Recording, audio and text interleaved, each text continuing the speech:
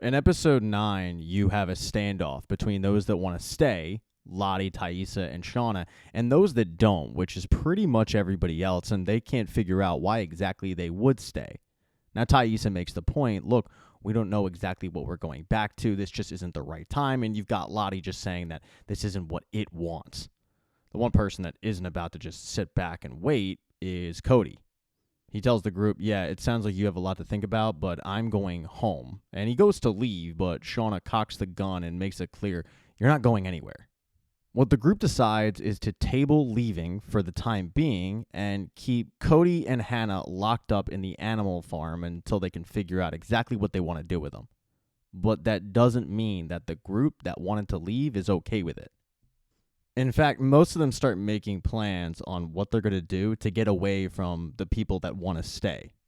For Van, she just tries to talk to Thaisa about the situation, reminding her exactly what happened last winter, which winter is coming pretty quickly.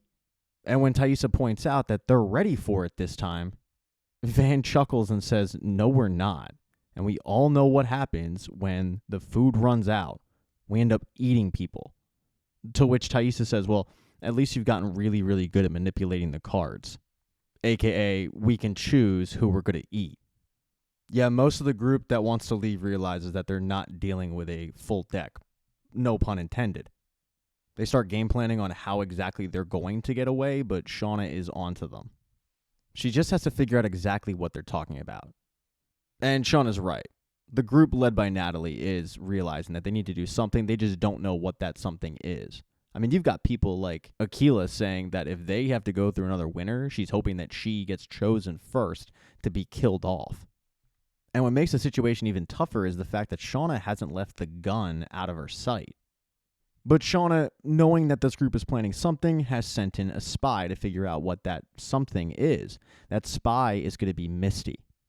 When the time is right, Misty cozies on up to Akila, Mari, and Jen, and she just tries to figure out what they're up to, but they saw Misty talking to what they're now calling Team Crazy, so they're not willing to tell her anything. And Misty says, well, fine, if you guys don't want to get out of here, then I'll just leave.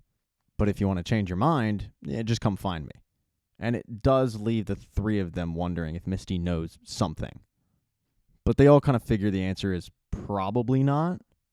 When Misty gets back into the camp, she notices that Van leaves her tent and heads off, and she gets curious. She follows Van only to see that Van has taken the broken radio from the frog researchers, and she's trying like crazy to fix it, but she's not able to. And she just decides to hide it off in a tree. But now Misty knows where it's located. She goes off to inspect it once Van is in the clear, and she thinks she has an idea on how to fix it. She might be able to use something from the black box, the one that she destroyed, and maybe that could work. While you've got a very paranoid Shauna running around, you've got another group trying to figure out how they're going to leave, and Misty is trying to figure out how to fix a radio. Travis is also being proactive. To Travis, the problem is one person, and that's Lottie. He feels like Lottie's been manipulating the entire group this entire time with just straight poppycock, and he's not about it anymore. He feels especially manipulated, having to take mushrooms and have visions and being told what those visions mean, when most of the time, in his opinion, none of it comes true. So he wants to take care of it. And by take care of it, he digs a ditch, he puts a bunch of sharp poles at the bottom of it, and he's planning on luring Lottie to the ditch. And when she falls in, she's going to die, and all of a sudden, they're free to leave. Because there's no more luring of the wilderness, and no one's believing it. But the problem is, when Travis does this, and he lures Lottie to the pit, and he tells her that everything she's been doing is complete nonsense, and she walks over the pit, she doesn't fall in. Now, he tested this out, and it's supposed to work. He threw a log in, and boom, it went right to the bottom. But for whatever reason, when Lottie walks over the pit, she doesn't fall in, and she survives. Back at camp, though, things are heating up in a big way. Shauna, who is beyond paranoid at this point, walks by the animal pen only to see Melissa cozying up with Hannah. They're getting along really well, and that really pisses off Shauna. It gets to the point where Melissa goes into the tent and says, "What is your deal?" And Shauna gets really mean. She tells Melissa that she didn't think she was this stupid, how Hannah is simply using Melissa to escape, nothing more than that. This starts a huge argument between the two that starts in the tent but goes out into the public pretty quickly. It's a fight where Shauna claims that nobody cared about Melissa until Shauna started showing an interest in her. And that's when Melissa turns around, clearly hurt by what Shauna said, and asks her, why can't you be a nice person? But Shauna, who has a bunch of eyeballs on her at this point, reminds Melissa she is nothing. Melissa tries to walk away, telling the group, no, you all were right, Shauna's nuts. But when she tries to walk away, Shauna cocks that gun again. And Melissa calls her bluff, saying, you're not going to do anything. But Shauna does do something. She fires the gun, and while it doesn't hit Melissa's person, it does hit her jacket, and it scares the crap out of her. But it puts everybody on notice that, yeah, Shauna will fire that thing if she feels it necessary. And it doesn't take much for Shauna to feel it necessary. This lights even more of a fire in the group that wants to go home because they want to go home to get away from Shauna. So not too long after the Shauna and Melissa fight, Mari leads Hannah to a location to quote-unquote pee, but in reality it's to have a conversation with Natalie, where Natalie hands Hannah a knife and says, look, if you want to get home, cut yourself free. Cut Cody free. And in the middle of the night, a group of us will be waiting, and we're going to make a run for it. In the middle of the night, though, when Hannah does try to escape with Cody, they're able to free themselves, but they're caught by Shauna. Shauna had a feeling that something was going down that night, so she didn't sleep much. At gunpoint, she asks Hannah, who gave you the knife? And Hannah panics and says, it was Cody. He gave me the knife, which Cody gets pissed off at. And that's when Hannah turns around and stabs Cody right in the head, killing him instantly. She then turns around and looks at Shauna and says, please, I want to be a part of this. And there's a group that was waiting to leave that is watching all of this from a distance, heartbroken. Their lone shot to go home just seems to have gone up in smoke, and to make things worse, it starts to flurry a bit. But there actually is hope. Misty goes to the black box.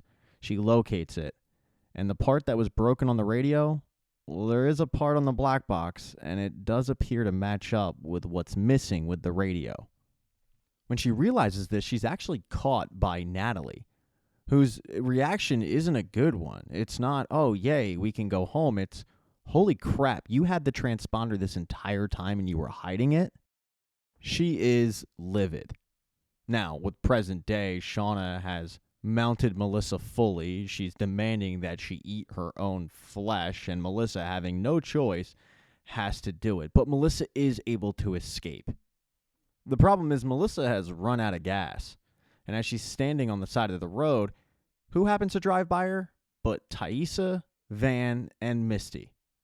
Now, Van had an interesting conversation back at the hospital with her teenage self. In a drug-induced vision, herself reminded her that there is room to live, and she still had a purpose. In fact, in the story, she could still be the hero, even though she was dying of cancer and it wasn't looking good. Thaisa, of course, had this grand idea that she was still savable, but at the moment, all they want to do is get to this house and make sure that Shauna hasn't gone full Shauna, which, of course, she has. And as they're heading to the house, they happen to see this woman stranded on the side of the road, and Misty goes, hey, she looks really familiar.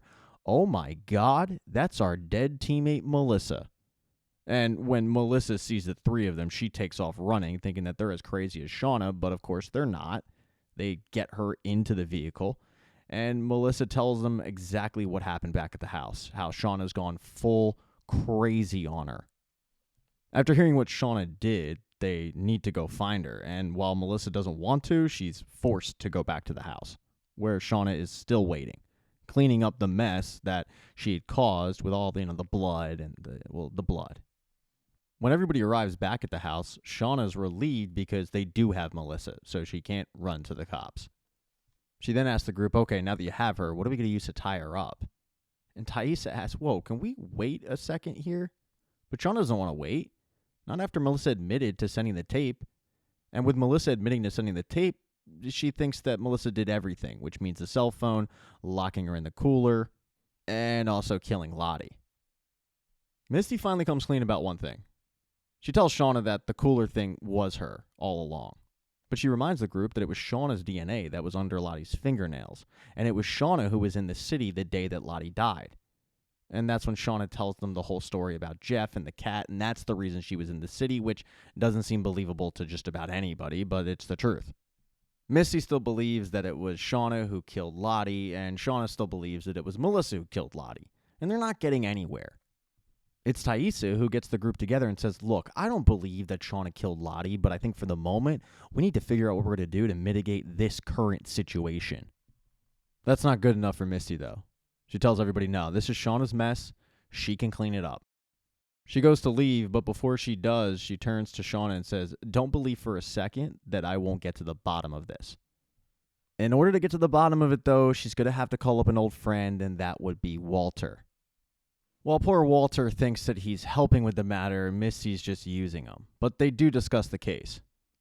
Just like Misty, Walter thinks it's pretty clear-cut. Shauna's DNA is under the fingernails, and that's damning evidence. But Misty actually called the Humane Society and checked out Shauna's story, and it does check out. She feels like she's missing something with this case, and maybe they were wrong about Shauna and just pinning it on her. She knows that she wants to look at Lottie's phone to figure out if she did in fact miss something, and it turns out Walter cloned it.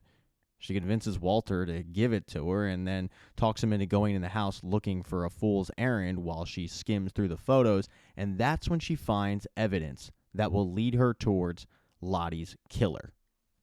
Armed with this evidence, she takes off, leaving poor Walter sitting there with a chocolate martini that he has to drink alone. A sad martini, if you will. Back at Melissa's house, though, the group does end up tying up Melissa. Shauna tells the group how Melissa married Hannah's kid, which takes everybody off guard. But when Melissa tries to explain herself, Shauna doesn't really want to hear it, and her, Taissa, and Van go in the corner to discuss what they're going to do. As they're doing that, Melissa ends up closing the flue of her fireplace, which is going to trap a bunch of carbon monoxide in there and basically kill anybody. One person it's not going to kill, though, is Van. She's not feeling well. She decides to go sit in the car, which leaves only Shauna and Taissa back in the house. This leaves Shauna and Taissa to discuss what they're going to do with Melissa, but that's when the carbon monoxide takes hold. It knocks everybody in the house out, and when Van goes back in, she sees a bunch of people passed out. She starts dragging bodies out of the house, the first one being Taissa. She hooks her up to the oxygen tank and revives her. She then drags Shauna out, saving her, and the last person in is Melissa, who hasn't quite passed out yet. With Melissa tied up, Van is holding a knife over her, and Melissa tells her, Van, this isn't the only option. If you just leave me alone now, it could end. That's when Van tells Melissa that she has cancer, and there's a chance that if she kills Melissa, she'll be able to live. Melissa tries to talk sense into Van, telling her, you know all of that wasn't real, right? I mean, come on, Van, you're different. There's goodness in you. There always has been. Melissa then takes a drastic measure, telling Van, if the wilderness is telling you to put that knife in my heart so you survive cancer, then do it. I'll be your sacrifice. But it turns out Melissa was right. There is goodness in Van, and she can't do it. Van can't understand why she can't be that person. And she lets Melissa get up. Melissa tells her, you don't want to be. But that's when Melissa grabs the knife and plunges it into Van. And she lets her know, you might not want to be, but I do. As Van dies out on the floor, she has a vision where she's back in the plane with her teenage self. And she asks her teenage self, why did you tell me all that stuff back in the hospital only for me to die? You could have warned me. But teenage Van tells her, well, no, what I told you was accurate. I told you that you could be the hero, and you just saved 2 of your friends from dying. This is just how our story goes. Surviving all of this, that was never the reward. And a very confused Van says, what the hell does that mean? I mean, if this wasn't the ending, then what is? But teenage Van tells her, yeah, where would be the fun in that? Back in the real world, though, both Shauna and Taissa walk back in the house to see Van's body. Taissa is inconsolable, and Melissa is gone. Thank you so much for checking out this recap. Please consider subscribing to the channel and subscribing to my Patreon. Hit thumbs up if you liked it. Smash that thumbs down button if you thought it sucked. If you left a comment, I don't get back to you. I usually don't check the comments unless they're like a super comment. Also, if you don't see the next video up on the end screen, not to worry, it'll be up in a day or two.